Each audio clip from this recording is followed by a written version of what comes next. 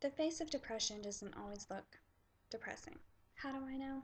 Because I have suffered from mild depression for the last 16 years.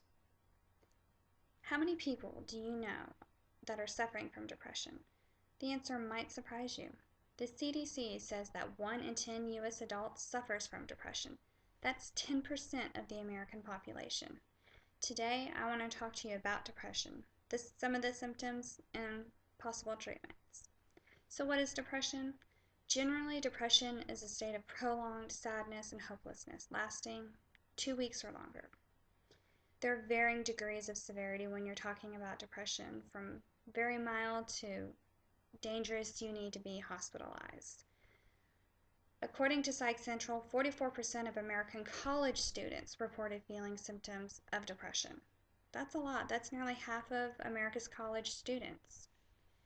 So how do you know if you're depressed?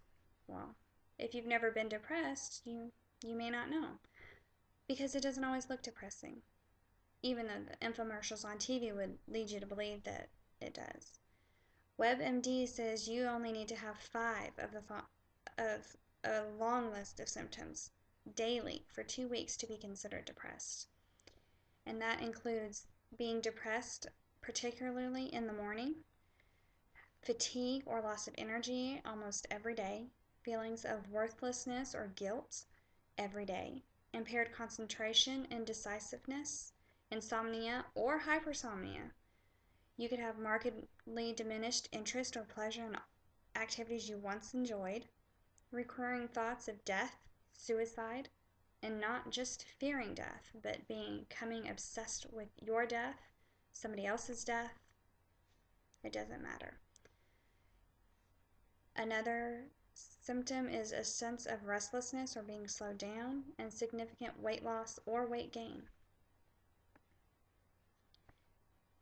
Several of those I suffer with daily, so I can empathize with others who have depression.